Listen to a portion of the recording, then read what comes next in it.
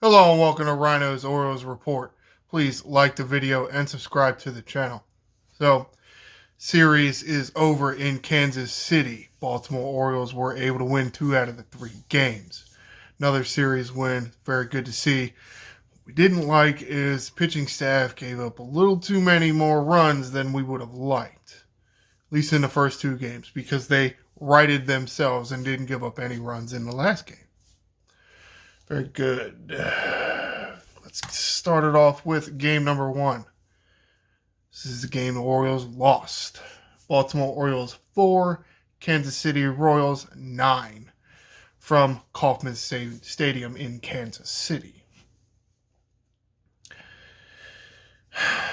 See, most of the runs came off bullpen arms. Orioles didn't score till the 7th, and the Royals didn't score till the 5th. Now, the starter gave up a couple here. But a lot more runs in the end of the game than the early part of the game. This one is not like the Orioles. It's not in recent history, anyway. Gunnar Henderson, 0 for 2 strikeouts. Adley Rutschman, 3 for 5. Scored once, drove 4 in. Adley's first career grand slam. O'Hearn, 0 for 5. Would have liked to do a little better. This is his old organization they're playing. Santander, 1 for 2, walked twice. Mountcastle, 0 for 3, walked once. Mullins, 1 for 4, scored once. Cowser, 0 for 2. Austin Hayes pinch hit. And actually got a hit. How about that? And then later scored the run. Wow, finally. Looks like Austin Hayes trying to turn it around anyway. Westberg, 1 for 4, scored once. Holiday, 0 for 2. Struggles continue. Mona Rios, pinch hitting for Holiday late, does come up with another hit. Really like that Mona Rios, one, can still find a spot on his team, especially being the righty bat, because you got guys like a Jackson Holiday hitting left, and you know how Brandon Hyde likes to play those matchups. Really use his talent in the infield. Not that Holiday is like a terrible fielder or anything, just haven't seen those flashes that we heard so much about when he was coming up through the minor leagues. Santander, double, Rutschman, homer. As I mentioned, that was a grand slam. Henderson picked off. Yeah. Playing games over there on third base, gets backpicked by the catcher. Thrown out. Not great base running there. Dean Kramer got the start in this one. Not really a terrible outing by Kramer. The numbers are kind of elevated because of the bullpen let him down. Kramer 5 2/3 innings pitched, 2 hits, 3 runs, all earned. Did walk 3, struck out 3. 2 of these walks were in the 6th inning. Last bat, no. I think he did get an out before that. He got 2 outs. 1 out, and then walked 2, and then was able to get another out. But at that point, he was over 90 pitches, so Brandon Hyde just didn't want him to go any longer. Put in Aiken, who has been doing well, and did not have a great outing this time. Very disappointed, because 2 of these runs were those 2 that I mentioned Kramer walked. So yes, technically the runs are charged to Kramer. He did walk a guy to first and then, another guy. So first and second. How much do you really blame Kramer? Like, would you allow that to make this considered a bad outing by Kramer? I don't know if I would allow the fact that he walked 2 that Aiken allowed in to tarnish Kramer's okay-ish performance. I mean, it's not a fantastic performance, but honestly, 3 runs isn't really that bad either way. It's just disappointing that, Aiken gave up 2 of Kramer's runs and then 3 more of his own. Because with 2 outs in the 6th inning, Aiken gets thrown in there, men on already, and gives up 3 hits, allows 3 more runs to score, including an additional 2 that are charged to Kramer, walks 1 himself, doesn't strike anybody out. Thankfully, he does get out of the inning, does give the offense a chance, but the offense didn't come around. Then here in the 7th inning, Tate, first bad outing, I would say, by Tate, pitches 1 full inning, the 7th inning, gives up 4 hits and 3 runs. Yeah. Bauman actually pitches would be the 8th inning, and yes, because the Orioles are on the road in a loss, they only had to cover 8 innings, which is kind of a benefit there. Bauman does pitch the whole inning, doesn't allow a hit, doesn't allow a run, doesn't allow a walk, and strikes 2 out. Great outing by Bauman. Sadly, it didn't make up for the fact that previous 2 bullpen arms did not have a good outing. Oh, well. Come to game 2. A lot more offense in this one. At least it felt like it anyway. Orioles put up 7 in the 2nd inning. And then the Royals put up 7 between the 6th and the 7th inning. Luckily, the Orioles were able to get 1 run in the 7th and 1 run in the 8th. For a total of 9 runs. Baltimore Orioles 9, Kansas City Royals 7. Henderson 2 for 4, scored once, walked once. Rutschman 2 for 5, scored once, drove 1 in. Mountcastle 2 for 4, scored twice, drove 1 in, and walked once. Got to work more of these walks. Make the pitchers earn it. Santander 3 for 5, scored once, drove 2 in. Westberg 2 for 5, scored once, drove 2 in. Hayes 1 for 3, scored once, also worked a walk. Great by Hayes compared to what he's been doing, which not much of anything. Getting a walk and a hit, very good. Sadly, you see Cowser in here, not matchup related. Austin Hayes leaves the game with calf tightness. Very disappointing, especially when it looked like Hayes was trying to turn his season around. A hit in the previous game, a hit in this game, walk in this game. Kind of limping in to score that run. So, Cowser out there in left field. And I think Craig Kimbrell might have actually preferred Austin Hayes out there. Those of you that already know, hopefully we think it's really funny. Arias, still getting the hits, man. He's producing somewhat. 1 for 5 isn't great, but drives 1 in and scores 1 himself. So, man, I'll take that. McCann 1 for 5, also scored once, drove 1 in. Jorge Mateo 1 for 4. Mullins, late defensive replacement, 0 for 1. Sadly, because his at-bat, Mullins got this 9 spot, came up again late in the game. Mullins working on a game hitting streak. I don't remember what it was at, 6 or 7, I think it was. He technically got 1 at bat and over that snapped, which is kind of disappointing that, you would think game hitting streaks, well, you get at least 3 at bats a game. Well, you only got 1. So how is it counted against you? Kind of disappointing that his streak ends like that. Santander 3 doubles. Yeah. Kauffman Stadium is kind of a big ballpark, so at least one of those would have been a home run. Same with Mountcastle. Double here from Mountcastle definitely would have been a home run in Camden Yards. Mateo and Arias also with doubles.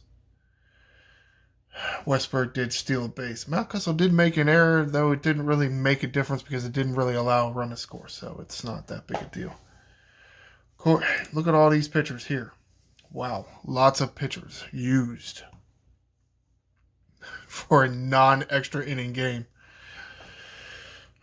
Corbin Burns got to start in this one. 5 2/3 innings pitched, 4 hits, 3 runs, 1 walk, 4 strikeouts. 3 runs were given up with 2 outs. 3-run home run by Salvador Perez. Disappointing. Coulomb does come in to finish off the 6th inning. Does get to 1 out. Real good.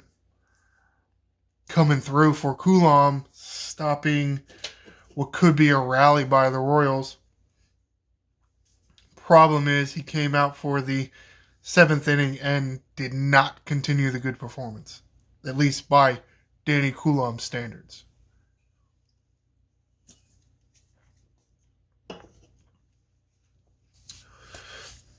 So Coulomb with 2/3 of an innings pitched, 1 out in the 6th, 1 out in the 7th.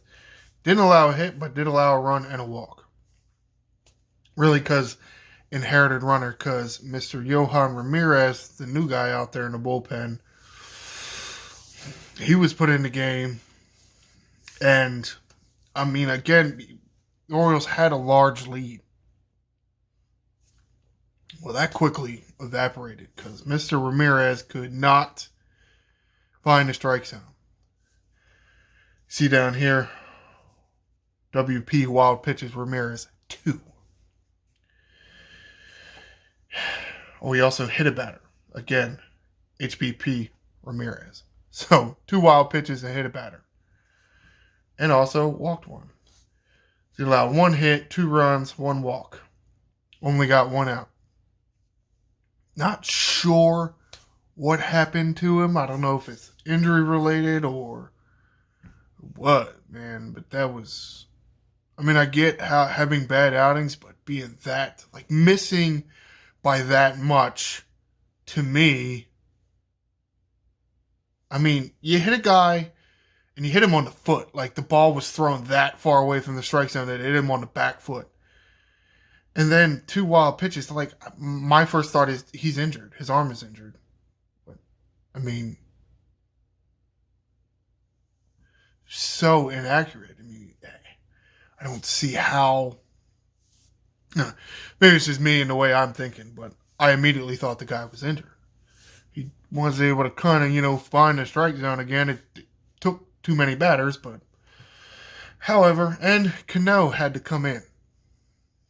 Large lead. You think, oh, no Kimbrel, no Cano tonight.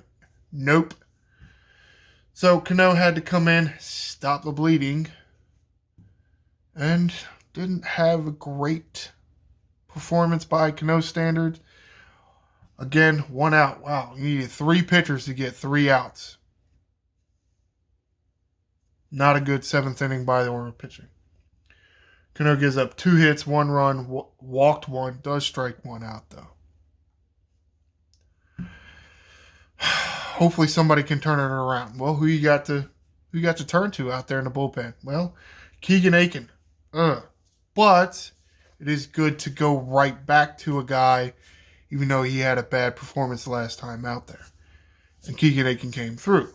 Pitches 2/3 of the 8th inning. Does give up a hit, but no runs, no walks, strikes 1 out.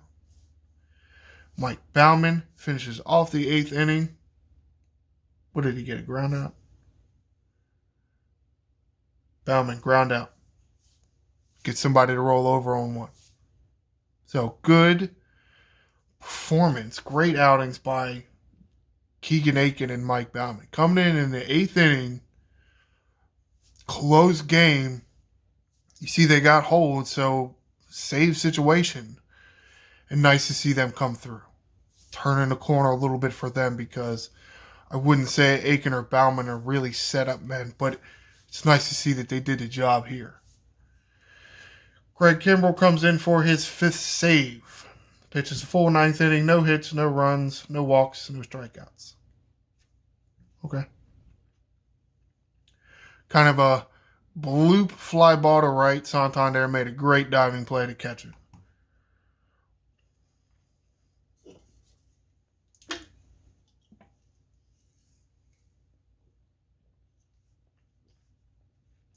It says ground outs, fly outs, Kimbrel 1. What did the other guys do? I mean, they didn't walk, they didn't strike out. I don't know. The box scores are not very good. But the final out was a fly ball hit to Colton Cowser in left field. This is where the funny part comes in. Everybody knows Kauffman Stadium is, the fountain stadium. A whole bunch of fountains out there. Colton Cowser excited that they got to win. Just back chucks the ball into the fountain. Well, maybe as far as Major League Baseball records go, this wasn't that big a milestone, but kind of was a big milestone for Craig Kimbrel as he tied Billy Wagner on the all-time saves list. And from what Kimbrel tells us, when he came up in Atlanta, Wagner was there, so kind of a mentor-mentee relationship there. So getting that save in time, Billy Wagner, kind of meant something to Craig Kimbrel. Not exactly a ball you want to be tossed in the fountain and then later fished out and thrown in a cup of uncooked rice trying to dry the baseball out. Oh, my God. It was funny. Yeah, so that's the running joke. The Kangaroo Court is back in session, and Colton Cowser is the first victim.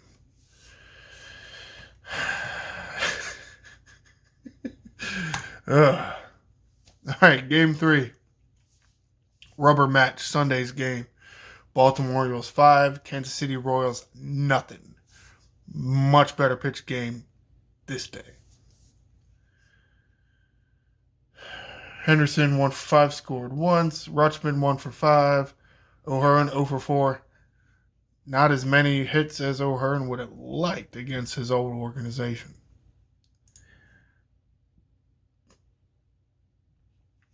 Though he didn't play in Game 2. So, I mean, he played Game 1, 0 for. Game 3, 0 for. Not great from your DH. Of course, Ramon Arias steals one from him.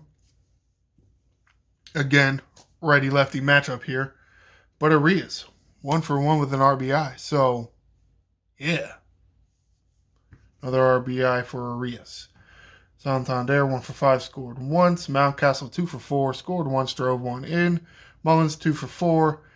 Cowser, 1 for 3, scored once, drove one in, also walked once. Westberg, 2 for 3, scored once, drove 2 in, also walked once. Jackson Holiday, 0 for 3.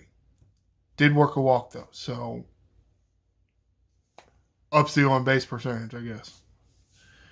He did make a nice play in the infield. Backhand stop. Really tough play. Was able to get the lead runner at second base. Too fast of a runner to turn it into a double play, but, does keep the ball in the infield. So, good fielding by Holiday. Really does give some evidence why the Orioles are sticking with him out there. He's not a liability in the field. And he's young. Just taking him time to get the bat going. So, you'll stick with the guy if he can play defense. Mountcastle Henderson doubles. Santander Westberg triples. Kauffman Stadium. It's a big ballpark. Home run, Westberg, Cowser. Yep, they went back to back. Mullins, 1 stolen base, his 4th. Also a caught stealing. First caught stealing for him. Really kind of a lucky throw, I guess. Throw was a little bit up the line towards first base, but it was probably the perfect throw. And as a catcher, you're not always going to make the perfect throw. Like, if the throw is more towards second base, I think Mullins is safe. Even, you kind of think that Mullins was safe anyway, because with caught the ball, dropped it straight down, and like it was right in between Mullins' hands. And I think Mullins got his hand in there, but all right, go ahead, call him out. However, Cole Irvin got the start in this one. It was crazy. Like I don't think I've ever seen Cole Irvin pitch like this. 6 2/3. That's right, Cole Irvin. 6 2/3. Career high for him. Only allowed 4 hits. Didn't allow any runs. Did walk 2. Still, the whip is under 1 here. That's fantastic. Strikes out 2. Fantastic start by Cole Irvin. Must have been that the Royals were just so tired from the first 2 games or something.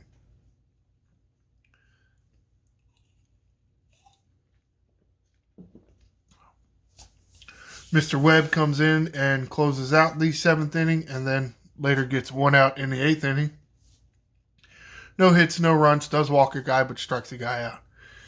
I have a funny feeling that Brandon Hyde wanted to use Webb but not necessarily overuse Webb, so Jacob Webb would be available for the upcoming series against the Angels, his former team. Danny Coulomb finishes off the 8th inning. Gets 2 outs, does allow a hit, but no runs, no walks, strikes 2 out. Nice bounce back outing from Danny Coulomb. Dylan Tate takes the 9th inning. Doesn't give a hit or a run. Does walk somebody. And he doesn't strike anybody out. But, again, a bounce back outing. Yeah, he did walk somebody. You don't like the inaccuracy, but he didn't have a good outing the previous time. It's nice to see him come back, put up some zeros on the scoreboard. Oh, you can get him out. Did they get a double play? It doesn't even say that they got a double play. So, I mean, things to take away from this series is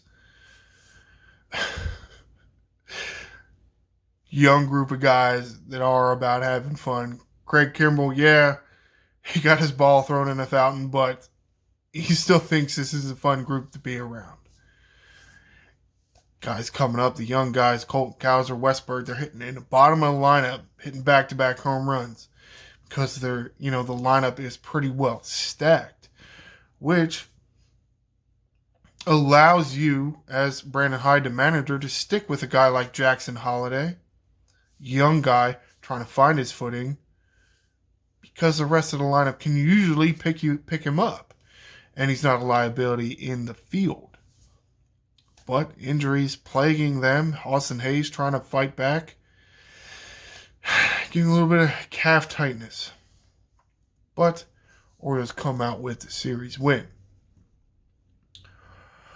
All right, talking about the injuries, let's get to this one.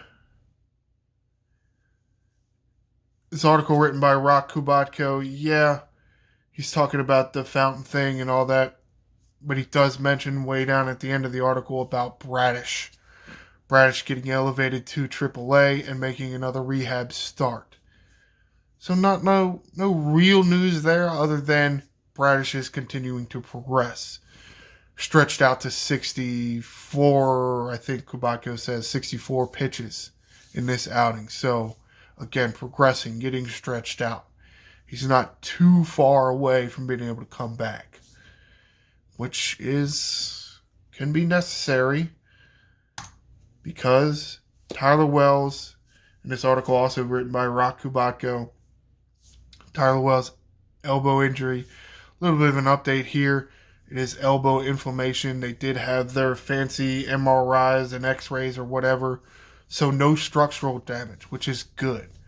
Bad thing is, they kind of say in this article that Wells was noticing the inflammation way back in the Pittsburgh series. So it's not that good that you're just kind of taking care of this now, but I guess it does happen. Hard for you as a pitching coach to notice things like that, and if the pitcher, wants to be out there, he may not even not say anything to you. Partly probably because He knows Bradish is coming back. He knows Means is coming back. He knows how many guys are down there in AAA pitching really well. He don't want to lose his job. Sorry, man. You might lose your starting job here. I mean, it sucks, but I don't know that you were pitching that well to begin with.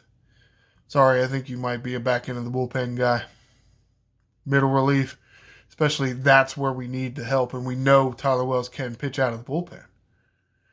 Might be where he needs to be because, again, another arm injury. He's already had Tommy John surgery. He had that several years ago. And what happened last year? Arm fatigue, and he was shut down for like the last 3 months of the season. Now here you got elbow inflammation. I don't think you can be a starter, dude. It doesn't seem like your arm can take it. I mean, it happens. I'm sorry, but I think you're going to have to be a bullpen guy. All right, let's get to the schedule. Wrap this thing up here. Orioles still on the road. This time they're going even further out west to Los Angeles.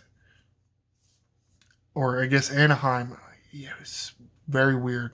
Thought it was Anaheim, so I don't know why they're not the Anaheim Angels. I don't know why they're... I guess I should probably look at a map and figure out California and stuff. Instead of keep randomly asking these dumb questions. Figure it out, right?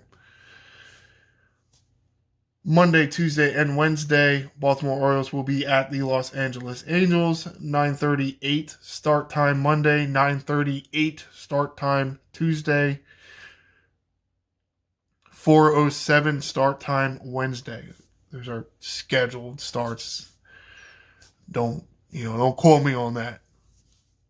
It's when they say they will start it. It's not when they will start it. And then after that, a day off. And the Orioles come back home for a series with the Athletics. So, while this is going to do it for this edition of Ryno's Orioles Report, look for my next episode or edition. What do I go to episode? The next Ryno's Orioles Report is going to be Thursday. Give me, I don't have to frantically run around trying to get this video uploaded before the game starts. So, easy. But then I will cover the Los Angeles Angels series. Yeah. Let's that's it for this edition. I don't know why I'm trying to remember how the hell I signed this stuff off. Probably should go with a script. I usually don't feel too robotic. I feel like I'm reading off the script instead of, talking to you. Be sure to like and subscribe to the channel. I am the Angry Ryno, and this is Birdland.